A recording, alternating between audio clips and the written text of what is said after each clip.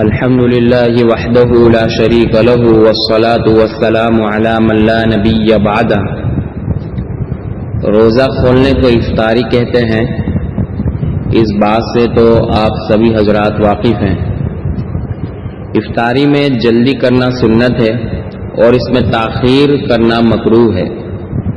وقت ہوتے ہی روزہ افطار کر لینا چاہیے، اور افطاری میں بہتر کھانے کھائیں۔ کھجور سے افطار کرنا سنت ہے، اگر کھجور میسر نہ ہو تو پانی سے افطاری کرنی چاہیے۔ افطاری میں تلی ہوئی چیزوں کے بجائے سادہ اور قوت بخش غذائیں کھانی چاہیے، جیسے پھل، تازہ سبزیاں، ہلکے مسالے والے کھانے، سادہ پانی، دودھ اور ہلکی ٹھنڈک والے شربت، تاکہ تراویح اور رات کی عبادات میں ہمیں تکلیف نہ ہو۔ ہم اتنا کھا لیتے ہیں کہ تراویح پڑھنا ہمارے لیے مشکل ہو جاتا ہے، تو اس لیے ہلکی غذا کھائیں، انشاءاللہ یہ تکلیف ختم ہو جائے گی۔ افطاری کے وقت کی مختلف دعائیں احادیث میں وارد ہوئی ہے۔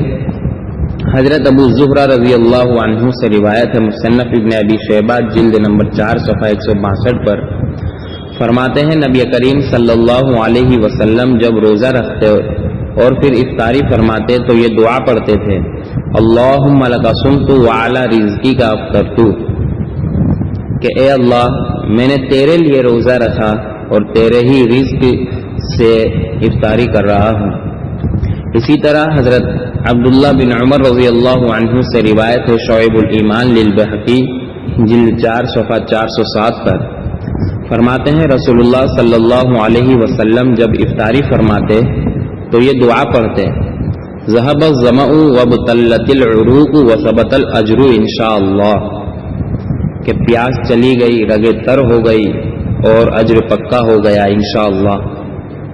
اور جب کوئی افطاری کرائے تو اسے یہ دعا دینی چاہیے، جیسا کہ حضرت انس رضی اللہ عنہ کی روایت میں موجود ہے، مصنف ابن ابی شیبہ جلد 4 صفحہ 162 پر فرماتے ہیں کہ جب رسول اللہ صلی اللہ علیہ وسلم کسی کے گھر افطاری فرماتے تو انہیں یہ دعا دیتے تھے، افطر عندکم الصائمون واکل طعامکم الابرار ونزلت علیکم الملائکہ، کہ تمہارے پاس روزے دار افطاری کریں، تمہارا کھانا نیک لوگ کھائیں اور فرشتے تم پر برکت لے کر نازل ہوں۔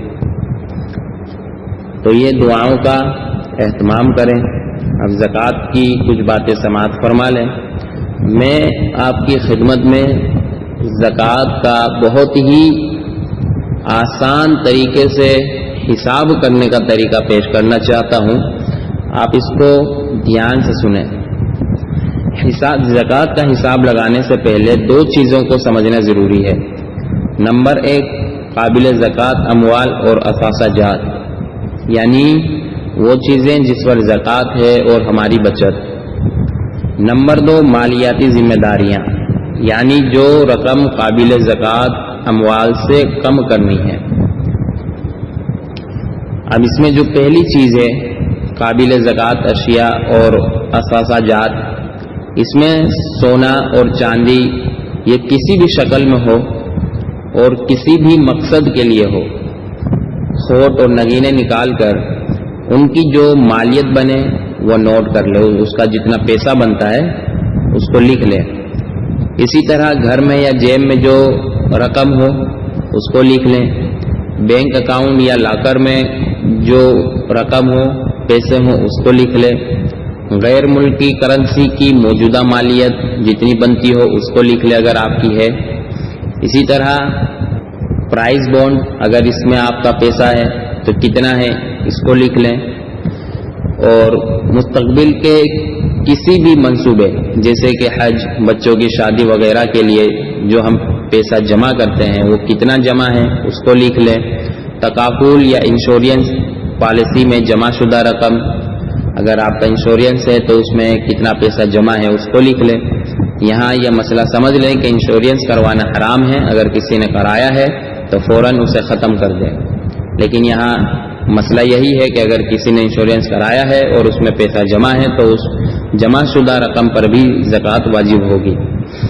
تو جتنا اس میں پیسہ ہے اس کو بھی لکھ لیں، اور جو قرض دوسروں سے لینا ہے ہمیں، اگر ہم نے کسی کو قرض دیا ہے اب اس سے ہمیں لینا ہے تو کتنا لینا ہے اس کو لکھ لیں۔ اسی طرح کمیٹی بی سی کی جو رقم جمع کرا چکے ہیں اور ابھی کمیٹی نہیں نکلی تو کتنی ہم نے رقم ابھی بی سی میں جمع کرائی ہے اس کو لکھ لیں۔ اور کسی بھی چیز کے لیے اگر ہم نے ایڈوانس میں رقم دی ہے تو کتنی رقم دی ہے وہ لکھ لیں، چاہے آپ کو وہ چیز ملی ہو یا نہ ملی ہو، جتنا آپ نے اس کو ایڈوانس پیسہ دیا ہے اس کو لکھ لیں۔ اسی طرح سرمایہ کاری، مضاربت اور شراکت میں لگی ہوئی رقم آپ نے اپنے کاروبار میں کسی بھی شکل سے رقم لگائی ہو، کتنی لگائی ہے اس کو لکھ لیں۔ اسی طرح shares, saving certificates, N I T units, N D F saving certificate, provident fund کی وصول شدہ یا کسی اور ادارے میں یا کسی اور کمپنی میں مالک کے اختیار سے منتقل شدہ جو رقم ہے وہ لکھ لیں۔ اور مال تجارت یعنی دکان، گودام یا فیکٹری میں جو ہمارے پاس اسٹاک کا جو مال ہوتا ہے جسے فروخت کرنا ہوتا ہے، قابل فروخت ہوتا ہے، اس کی جو قیمت بنتی ہو وہ لکھ لیں۔ اسی طرح خام مال یعنی کچا مال جو فیکٹری، دکان یا گودام میں موجود ہے اس کی موجودہ قیمت لکھ لیں۔ اسی طرح فروخت شدہ مال کے بدلے میں حاصل شدہ اشیاء کی مالیت اور فروخت شدہ مال کی قابل وصول رقم جتنی بنتی ہو اس کو لکھ لیں۔ اور فروخت کرنے کی نیت سے خریدے گئے پلاٹ، گھر، فلیٹ یا دکان یا زمین کی جو موجودہ قیمت ہو اس کو لکھ لیں جو ہم نے بیچنے کے لیے خریدی ہو۔ یہ تمام اشیاء کی کل مالیت کا حساب نکال کر اس کے بعد ٹوٹل کر لیں۔ اتنی چیزوں کا جو پیسہ بنتا ہے، جو رقم بنتی ہے، ایک ایک کر کے اس کا ٹوٹل کر لے اور اس کو ایک نام دے دے۔ میں سمجھانے کے لیے کہہ رہا ہوں، اس کو ایک نام دے دے، اے دے دے، دے دے، الف دے دے، اس کا یہ نام ہو گیا۔ اب دوسری جو چیز ہے زکوٰۃ کے حساب کو سمجھنے کے لیے مالیاتی ذمہ داریاں، یعنی جو رقم قابل زکوٰۃ اموال سے کم کرنی ہے۔ اب اس میں کیا کرنا ہے؟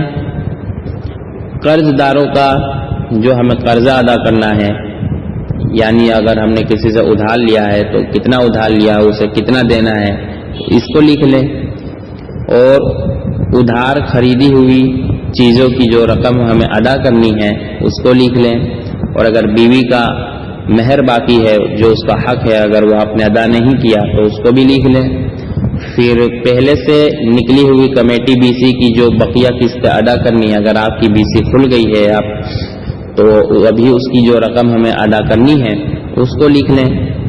اسی طرح آپ کے ملازمین کی تنخواہ جو آپ کی حساب کا جو دین ہے، زکوٰۃ کے حساب کا جو دین ہے، اس تاریخ تک اگر آپ کو ادا کرنی ہے تو اس کو بھی لکھ لیں کتنی ادا کرنی ہے، کتنے آپ کے ملازمین ہیں۔ اسی طرح ٹیکس اور دکان، مکان وغیرہ کا کرایہ، یوٹیلیٹی بلز وغیرہ جو اس تاریخ تک واجب الادا ہو تو اس کو بھی لکھ لیں۔ اور گزشتہ برسوں کی اگر زکوٰۃ ابھی آپ نے ادا نہیں کی ہے تو کتنی ادا نہیں کی اس کو بھی لکھ لیں۔ اب یہ تمام اشیاء کی کل مالیت کا حساب لگائیں۔ اب اس کا جو ٹوٹل ہو اس کو نام دے دے بی کا۔ اب قابل زکوٰۃ اشیاء کی کل مالیت سے یہ بعد والی رقم یعنی مالیاتی ذمہ داریوں والی رقم تفریق کر دیں، یعنی اے میں سے بی کو مائنس کر دے۔ جو ہم نے اے میں جو لکھا ہے، جو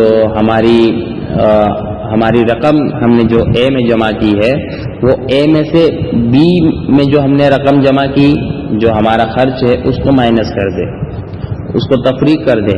اب جو جواب آئے اس کو 40 پر تقسیم کر دیں۔ پھر 40 پر تقسیم کرنے کے بعد جو جواب آئے وہ آپ کے ذمے واجب الادا زکوٰۃ کی رقم ہے۔ مثال کے طور پر فرض کریں کہ اے کی مقدار 20 لاکھ اور بی کی مقدار 2 لاکھ ہے۔ اب 20 لاکھ میں سے 2 لاکھ ہم نے مائنس کیا تو جواب آیا 18 لاکھ۔ اب اس کو 40 پر ہم تقسیم کریں تو جواب آئے گا 45,000۔ تو اب آپ کے ذمے زکوٰۃ کی کل رقم ہے 45,000۔ اب آپ یہ رقم اکٹھی بھی دے سکتے ہیں اور تھوڑی تھوڑی کر کے بھی ادا کر سکتے ہیں۔ یہاں کچھ باتوں پر توجہ فرمائیں کہ خواتین کے ذاتی استعمال کے زیور پر بھی زکوٰۃ فرض ہے۔ یہ ضروری نہیں ہے کہ اگر وہ استعمال نہیں کرتی تو اس پر زکوٰۃ نہیں ہے۔ خواتین جو زیورات گھر پہ پہنتی ہے، استعمال کرتی ہے، سونے کا یا چاندی کا، اس پر زکوٰۃ فرض ہے۔ اسی طرح استعمال کی گاڑیوں اور گھروں اور دیگر سامان پر زکوٰۃ نہیں ہے۔ دوسری چیزیں جو ہیں زیورات کو چھوڑ کر اس کے علاوہ جو دوسری چیزیں ہیں جو ہمارے استعمال میں آتی ہے اس پر زکوٰۃ نہیں ہے۔ اور منافع کمانے کے لیے خریدے گئے پلاٹ پر زکوٰۃ ہے، اس کی زکوٰۃ ہمیں دینی ہوگی۔ اور اگر گھر بنانے کی نیت سے لیا ہو، اس میں رہائش اختیار کرنی ہو تو اب اس پر زکوٰۃ نہیں ہوگی۔ یہاں ایک بات اور سمجھ لیں کہ سال گزرنے سے مراد کیا ہے۔ ایک سال مال پر گزر جائے اس کا مطلب یہ نہیں کہ ہر روپے یا مال پر مستقل سال گزرنا چاہیے، بلکہ سال گزرنے سے مراد یہ ہے کہ جس تاریخ میں آپ کے پاس پیسہ یا نصاب موجود ہو، آپ جس تاریخ کو صاحب نصاب بنے، آپ کے پاس اتنا پیسہ آ گیا، وہ تاریخ طے کر لیں۔ اور یہ جو تاریخ ہم طے کریں گے قمری تاریخ ہوگی، یعنی چاند کی تاریخ ہونی چاہیے۔ اگر تاریخ یاد نہ ہو تو کوئی بھی قمری تاریخ طے کر لیں، اور آئندہ سال جب وہی تاریخ آئے تو اس وقت حساب کر لیں۔ سال کے درمیان میں پیسے آتے جاتے رہتے ہیں تو اس سے کوئی فرق نہیں پڑتا۔ فرض کریں کہ گزشتہ سال 10 رمضان کو اگر آپ کے پاس 5 لاکھ روپے آئے، آپ 5 لاکھ کے مالک بنے، جس پر ایک سال بھی گزر گیا تھا، آپ نے زکوٰۃ بھی ادا کر دی، تو اس رمضان تک جو رقم آتی جاتی رہی درمیان میں اس کا کوئی اعتبار نہیں۔ بس اس رمضان میں آپ یہ دیکھ لیں کہ آپ کے پاس اب کتنی رقم ہے اور اس رقم پر زکوٰۃ ادا کر دیں۔ مثلا اس رمضان میں آپ کے پاس 6 لاکھ روپے آپ کے قرضے وغیرہ سارے نکال کر بچ گئے ہیں، تو 6 لاکھ پر 2.5% زکوٰۃ ادا کرنی ہوگی۔ اور ایک غلط فہمی کا میں ازالہ کر دوں کہ بعض لوگ رجب کو زکوٰۃ کا مہینہ سمجھتے ہیں، بعض شعبان کو سمجھتے ہیں، بعض رمضان کو زکوٰۃ کا مہینہ سمجھتے ہیں، اور انہی مہینوں میں وہ زکوٰۃ ادا کرتے ہیں۔ حالانکہ یہ بات درست نہیں ہے۔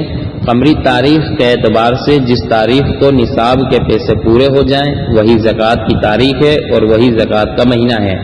اگر وہ تاریخ یاد نہ ہو تو کوئی ایک تاریخ طے کر لے اور آئندہ ہر سال اسی تاریخ کو حساب کیا کریں۔ اور دوسری بات یہ سمجھیں کہ اس تاریخ کو حساب کرنا ضروری ہے، لیکن آپ ادا جب کرنا چاہے کر سکتے ہیں، رمضان میں کریں یا غیر رمضان میں کریں، ایک ساتھ کریں یا تھوڑی تھوڑی کر کے کریں، یہ دونوں طرح سے ٹھیک ہے۔ اللہ تعالیٰ صحیح مسائل کو سمجھ کر اس پہ عمل کی توفیق عطا فرمائے۔ وضو شروع کرنے کی دعا۔ جب ہم وضو کریں تو اللہ کے نام سے شروع کریں۔ بسم اللہ۔ سنن ابی داؤد جلد 1 صفحہ 74 کہ اللہ کے نام سے شروع کرتا ہوں۔ اور وضو کے درمیان کی دعا عمل الیوم واللیلہ لابن السنی۔ اب یہاں کوئی سنی 24 والا سنی نہ سمجھے، ایک کتاب ہے عمل الیوم واللیلہ لنسائی، اسی طرح ایک کتاب ہے عمل الیوم واللیلہ للسنی، اس کے صفحہ 36 پر موجود ہے اللہم اغفر لی ذنبی ووسع لی فی داری وبارک لی فی رزقی۔ یا اللہ میرے گناہ معاف فرما دیجئے، میرے گھر میں وسعت عطا فرمائیے اور میرے رزق میں برکت عطا فرمائے۔ اور وضو کے اخیر کی دعا سنن ترمذی جلد 1 صفحہ 75 اشہد ان لا الہ الا اللہ وحدہ لا شریک لہ واشہد ان محمدا عبدہ ورسولہ اللہم اجعلنی من التوابین واجعلنی من المتطہرین۔ میں گواہی دیتا ہوں کہ اللہ کے علاوہ کوئی معبود نہیں، وہ اکیلا ہے، اس کا کوئی شریک نہیں، اور میں گواہی دیتا ہوں کہ محمد صلی اللہ علیہ وسلم اللہ کے بندے ہیں اور اس کے رسول ہیں۔ اے اللہ مجھے بہت توبہ کرنے والوں اور بہت پاک رہنے والوں میں شامل فرما لیجئے۔ قرآن مجید کی چند آیات سماعت فرما لیجئے۔ بسم اللہ الرحمن الرحیم۔ شروع اللہ کے نام سے جو بہت مہربان نہایت رحم والا ہے۔ ألم تر كيف فعل ربك بأصحاب الفيل ألم يجعل كيدهم في تضليل وأرسل عليهم طيرا أبابيل ترميهم بحجارة من سجيل فجعلهم كعصف مأكول صدق اللہ العظیم۔ یہ سورہ فیل کی مکمل آیات ہے۔ اس میں اللہ تعالیٰ نے فرمایا، کیا تم نے نہیں دیکھا کہ تمہارے پروردگار نے ہاتھی والوں کے ساتھ کیسا معاملہ کیا؟ کیا اس نے ان لوگوں کے ساری چالیں بیکار نہیں کر دی اور ان پر جھنڈ کے جھنڈ پرندے بھیج دیے تھے جو ان پر پکی مٹی کے پتھر پھینک رہے تھے، چنانچہ انہیں ایسا کر ڈالا جیسے کھایا ہوا بھوسا۔